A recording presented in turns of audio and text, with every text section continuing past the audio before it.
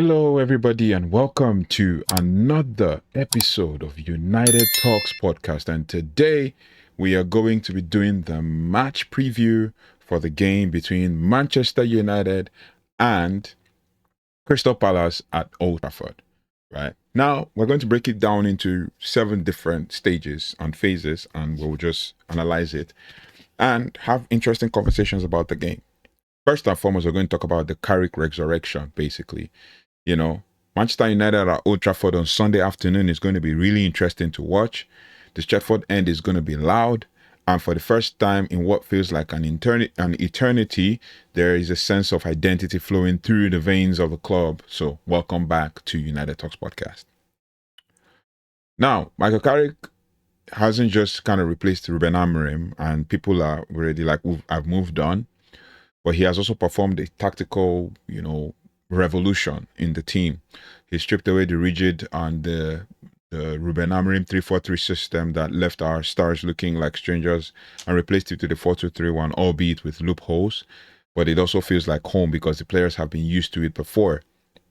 We're coming off a gritty tactical masterclass against David Moyes' 1-0 win, defined by discipline and late Benjamin Sesko winner in the 72nd minute. And now the Carrick era faces a fascinating new hurdle. The wounded but actually dangerous Crystal Palace. Now, is Carrick's safe first pass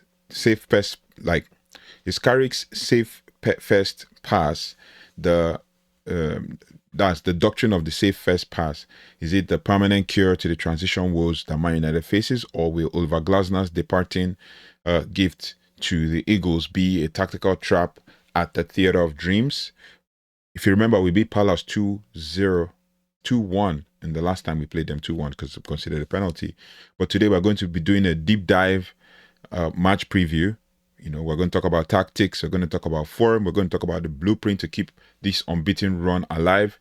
So let's get into it. Historically, we're going to talk about the head-to-head and historical context. Historically, this fixture has become a bit of a banana skin for us at Man United. We all remember the 4-0 drubbing at Selhurst Park back in 2024. Also a night that felt like an absolute flaw for the club, but then the tide is turning. In our last meeting in November 2025, United snatched a 2-1 win at Selhurst Park thanks to a Mason Mount winner. That's the free kick from outside the box. However, Old Trafford hasn't always been a fortress against the Eagles. Palace have always walked away. Have actually walked away with a 2-0 win here in February 2025. But overall, United holds the historical edge with 31 wins to Palace's 11. But under Oliver Glasner, Palace has developed a giant killer reputation, highlighted by their 2025 FA Cup triumph. This isn't the Palace of old. They are very organized, they are stubborn, and they thrive on the silence of an anxious home crowd. Before we go further into the form guide and what we've actually noticed, you could actually see from this dashboard here that in the last 5 games between both teams, I'll talk about it generally, then I'll talk about it per team. The last 5 games between both teams, Manchester United have been unbeaten, 4 wins and 1 draw. In the last 6, 5 wins and 1 draw. And then for Palace, it's been in the last 5 games, 2 wins, 2 losses and 1 draw. The last win coming against Wolves when we were 1-0 against Wolves, when we were beating Crystal Palace, and when we were beating Everton 1-0. Our goals distribution ratio across the board comes somewhere in the middle of the game and towards the end of the game. So around like 31st to 45 minutes to around the end of the game, like where we have basically 75 to like 80 minutes, while Palace is distributed across board with more of their goals coming in the second half and towards the end of the first half. So it's going to be super interesting. Overall, we've had 13 wins to Palace's 9 and 9 draws in the Premier League to Palace's 8, and then 5 losses to Palace's 10 losses this season. And then obviously when it comes to like team ranks and stuff, we're third when it comes to goals. We are while Palace are 13th or they're about 18th when it comes to goals, 29 goals. Man United are first when it comes to shots, 397. Palace are 12th when it comes to shots. Man United are also third when it comes to assists, 34. Palace are 13th when it comes to assists. And then Man United are basically in saves. We are 18th or 19th, and that's because we barely face shots, right? While Palace are 13th because obviously they face so many shots. So it is super interesting how this game is going to pan out. We're currently ranked as 4th in the table with 48 points and 48 goals and 37 goals conceded. Also, on the other hand, when it comes to like our offensive play, Bruno is our top performing player with 12 assists and 8 goals and 6 goals, while Mbeumo is next in line with 9 goals and 3 assists, and Sesko is next with 7 goals and 1 assist, while Matheus Cunha is next with 6 goals and 7 assists, I believe. Meanwhile, Jean-Philippe Mateta is leading Palace, followed by Ismail Assar, and then you have Daniel Munoz also producing for them, and then Yeremy Pino as well, who's one player that I see that always finds a way to score for Palace. Now, the momentum shift is basically evident for Man United when it comes to like form guide, right? Man United, since Carrick took over the wheel into early 2026, it's been a revelation for most fans. It's been 4 wins in a row, including a massive 2-0 win over Spurs and a clinical 1-0 win away at Everton, with 1 draw coming against West Ham. And we've climbed to 4th on the table, as I just said earlier, looking like a genuine Champions League look. And basically, is this looking like a genuine Champions League team? Obviously, we're contending, and that's why I put this as more of a top 4 challenge for us. The vibes, absolutely immaculate. We always find a way to win, and we talked about it in the things we learned. For Crystal Palace, on the flip side, they're in a state of flux, basically. Glasner has confirmed that he's actually leaving at the end of the season, and the team has felt that uncertainty. They've just won 2 of their last 16 across all competitions. They did manage a 1-0 win over Wolves, as I said, and in the last weekend to actually stop the bleeding. But the rumors of McGahey, I mean, the fact that the transfer of McGahey to City, Brennan Johnson struggling for fitness, they are a team searching for kind of like an exit strategy when it comes to how they play. So, or how they've panned out when it comes to form. With regards to like tactical analysis as to how Palace play under Oliver Glasner, we're going to talk about that. Even with the poor form, Glasner's 3-4-2-1 is a tactical jigsaw puzzle. And someone has said, even Ole Gunnar Solskjaer has said this to us all, that when a team gets their 3-4-3 system right, it always ends up panning out for them. They don't just want the ball, they want your ball in a bad area, basically. They set up in a mid-block pressing trap, and they let they will let Harry Maguire and Lenioro have the ball. But the moment it goes into midfield, the wide centre backs like Maxence Lacroix, if he's fit and available on the day, will jump out of the line to intercept. It's vertical, it's explosive, and it relies on someone like Adam Wharton to be the quarterback, or even like Hughes as well. Then when you come to like the key player the starting lineup for, let's get to the starting lineup for Crystal Palace. So starting lineup for Crystal Palace that we expect to see on the day is operator starting lineup for Crystal Palace is Henderson in net, former Man United player and academic graduate, with Richards, obviously Maxence Lacroix is injured, with Richards and Canvor, as well as Riyad, in the centre back in a 3-4-2-1. And then you have Tyrick Mitchell, Adam Wharton, Hughes, and Daniel Munoz. Wharton and Hughes playing that 2 double pivot and all of that. Hughes is quite an aggressive player. And then you have Yeremy Pino and then Ismail Assar as the 2 10s for them.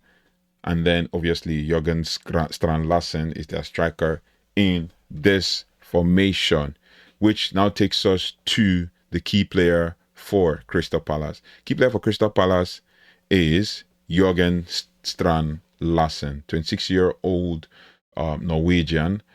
He's played 30 games so far in all competitions, 1,940 minutes played with 8 goals and 3 assists. His last goal came in the 2-0 win against Burnley, and I mean in the 2-3 loss against Burnley, he scored 2 goals on that day, right? Since then, they've just kind of been inconsistent. In the last 4 games, Crystal Palace have won 2, drawn 1, and lost 1, right? And yeah, they've been, and they'll most likely play in Europe as well as of the time of recording today, right? So they will be a tired team. We'll talk about the strategies to win and everything. Other key players for Crystal Palace includes the heartbeat of the team, right? Adam Wharton, Man United target, and it will be another opportunity for him to audition, right? If you don't pressure him, he will carve United open with a 40-yard diagonal to Daniel Munoz. We saw that when he created that assist that Lenioro, that was the game that Lenioro had a bad game, when he created that assist for Jean-Philippe Mateta, who was now tackled by Lenioro to get the opportunity for Jean-Philippe Mateta to have a penalty against Man United. So that's the thing. If we give him space, he's gonna kind of pounce on us. He's press resistant, and he's the hub that allows Palace to transition from 5-4-1 defensive shape to a 3-2-5 attacking overload in seconds. Now, when we talk about how Manchester United play, we won't go far to say, obviously, Michael Carrick has kind of revolutionized the way we approach the game. Michael Carrick's United is all about controlled chaos. I mean, he's moved away from Amorim's wing-back system to a traditional back four, but with a twist. In possession, we shift to a 3-2-5, as I've said severally. Usually, Luke Shaw stays deep to form a back three, as we saw against Everton, allowing Diogo Dalot to invert or Brandon Mbomo to push higher. The biggest change is the safe pass first, or safe first pass. The safe first pass kind of ideology is being put forward by Michael Carrick, a legendary number 6 himself. He has drilled the team to avoid the risky 1% passes in our own half and to focus more on forward passes. So we build slowly, draw the opponent out, and then we let Bruno Fernandes hunt for that killer ball once we are in the final third. And when you think about it from that perspective, you understand why certain times Kobbie Mainoo doesn't make that risky pass, because we trust Bruno to actually be the one to make the risky pass. Then the key player for Manchester United, before we get to the key player, the predicted starting lineup for Man United in this situation goes like, considering what happened in the last game, maybe I'm going to kind of do a few tweaks here and there. So my predicted starting lineup for Man United is Son Lammers in net. Obviously, nobody's taking him out of that one. And then you have Harry Maguire and Lenioro in the back two, basically because I still think Licha Martinez is not fit for this game yet. They said he's going to be fit for Crystal Palace, but I know for a fact that he's not fit for this game because of the fact that, we're going to be playing a certain style of play, and calf injury is not something that you can easily come back from. So Harry Maguire will still hold his fourth with Lenioro, while Dalot plays on the right and Luke Shaw plays on the left. Then in the midfield, we have the two midfielders, Casemiro and Kobbie Mainoo, as the double pivot in a 4-2-3-1. And then Bruno Fernandes, Brandon Mbomo, and Cunha play as a 3. Cunha on the left, Mbomo on the right, Fernandes in the middle. Then this one, I had to think about it. I saw that Michael Carrick subbed off Ahmad in the previous game, so most likely he's going to put Ahmad on the bench and bring him on while we start Benjamin Sesko. Ideally, I would want us to be very fluid and go with an Ahmad ahead of Sesko so we can actually switch it. But then I'm sensing that Michael Carrick is going to make that change, and we will be here to observe that change. Now, key player for Manchester United, as always, is Brandon Mbomo. In as much as he didn't have so much of a very good game on the day, but he created the assist. He's always creating chances as well. He's an outlet. He's got a goal in the last 4 games. I think he got 1 goal. He didn't score against West Ham, but he created an assist against West Ham. He didn't score against Everton, but he created an assist against Everton. Same Mbomo to Sesko for West Ham and for Everton. So there's a likelihood that he's definitely going to start ahead of Ahmad, and Ahmad sits on the bench and all of that. He's played 23 games. That's Brandon Mbomo, 23 games with 1,934 minutes, 10 goals, 3 assists, all competitions, right, for the 26-year-old Cameroonian. So that's the first key player. The next key player on our list is basically, and I'm going to call this because of his impact over the last 4 games, Benjamin Sesko. Benjamin Sesko has performed really well. The 22-year-old. He's played 24 games, 1,316 minutes with 8 goals and 1 assist. He's performed really well in all competitions. 3 goals in the last 4. That is like absolutely amazing. 2 from 2, 3 from 4. He scored against West Ham, scored against Fulham, and scored against Everton. And yeah, pretty much what it is. He didn't score against Tottenham, but he only played 15 minutes against Tottenham. His minutes were really, really low. He played 21 minutes against West Ham and 32 minutes against Everton. So another key player we can also talk about, in as much as, you know, where he didn't have so much of a good game in the previous game, will be Kobbie Mainoo. And the truth is, let's not joke about the guy. Under Michael Carrick, he has become kind of like the metronome. He's no longer just a box-to-box engine. He's the player who kind of dictates the tempo alongside Casemiro.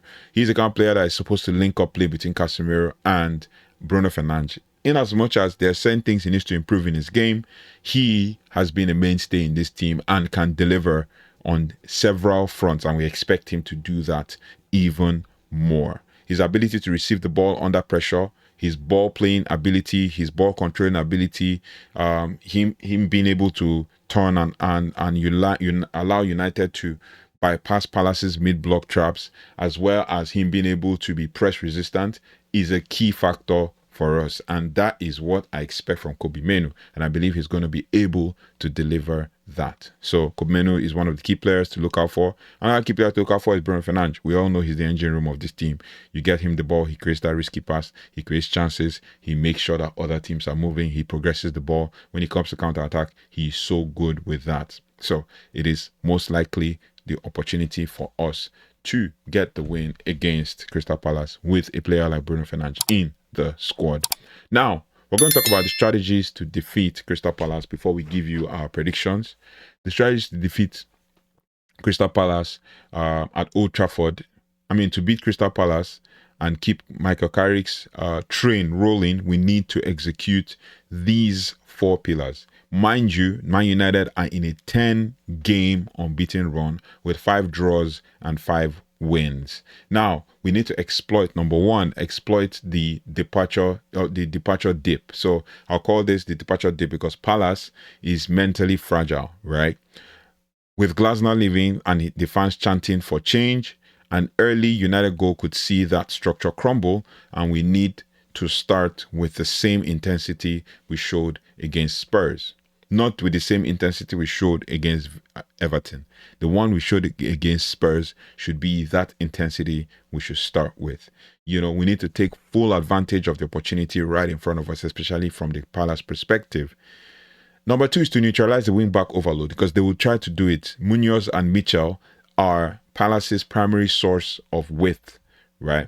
And just looking at the lineup here, you can see like the Munoz and Mitchell on the wing back. We need to, neutralize the wing back overload with Munoz and Mitchell. Mbeumo cannot cheat defensively. Cunha, obviously, we have seen that he doesn't cheat defensively.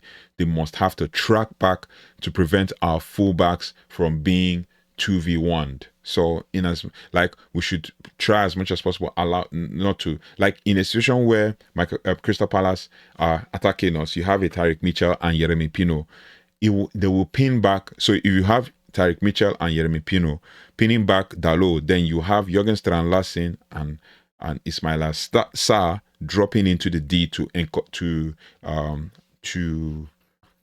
occupy Euro and Maguire. So we need to take full advantage and ensure that we do not allow for overloads when the wing backs are attacking us. Now, number 3, the Sesko solution. Palace's back 3 are, monsters in the air, but they struggle with lateral movements. Whether it's Benjamin Sesko, as I predicted that he will start, or he comes off the bench, we need to use his space to pull the player in Richards or Canvo or Riyadh out of position. We need to use their pace because obviously Maxence Lacroix, who is their best player, is not available on the day. So we need to use Sesko's pace to pull these centre backs from the central zone, central channel, right? Then number 4 is to win all second balls. That was what we lacked in the Everton game and the Fulham game. We need to be winning all second balls, even against West Ham at some point too as well, right? Glasner's teams thrive on winning winning knockdowns from probably, if Jean-Philippe Mateta is still injured, Jürgen Strand Larsen now, but Casemiro and Mainoo have to dominate the zone 14 area to ensure that Crystal Palace cannot launch those secondary transitions, right? Those are the 4 strategies. First and foremost, we need to exploit the departure dip, which is more like the situation where Oliver Glasner is leaving. So the mentality, and also from the game that they played in Europe, we need to also neutralize the wing backs. We need to also use Sesko's pace to the maximum, especially when we are beating their press and countering them. And we also need to win second balls. Now, to wrap this all up, it feels like a defining moment for Michael Carrick as well. I mean, it's easy to get up. It's easy to get up for a Manchester derby or a clash against Spurs, but these are the games where titles or top 4 spots are won. So Palace are a wounded lion, but they still have the tactical bones of a team that won the FA Cup just less than a year ago. I mean, I'm going to predict a 2-0 win, and it's going to be a hard-fought one, but I think that the structure Carrick has implemented is too stable for the current Palace side to break down if we defend really well, especially with the presence of Harry Maguire in the team. And I expect Matheus Cunha to finally get his goal, the goal that he deserves for all his recent performances. I mean, the last time I think he scored was against Fulham. Yeah, against Fulham. That was the last time he scored. So we need him to actually, get a goal in this one, especially based on his recent performances, right? Now, but to you guys, let me know your thoughts and feelings. What do you think? Is Carrick the long-term answer to this Man United side, or we're still experiencing that new manager bounce? Because I've joined in some conversations and I heard people say stuff like Michael Carrick is the answer, Michael Carrick should be given the job, and everything in between. But my question to you all is Michael Carrick the answer to this team? What do you guys think? And would you start Benjamin Sesko after his heroics against Everton, or would you keep him as the ultimate super sub? Let me know your thoughts and feelings in the comment section. Also, drop your score predictions. I've predicted a hard 4-2-0 win. Drop your score predictions in the comments below, and hit the subscribe button as always, because we're going to continue to build a community together. So let me know your thoughts and feelings in the comment section. Like, share, subscribe, hit the notification bell so you don't have to miss anything as relates to Manchester United. I'll see you on the next one. Thank you so much for watching. Thank you so much for liking, sharing, and subscribing. Take care. Goodbye, and God bless.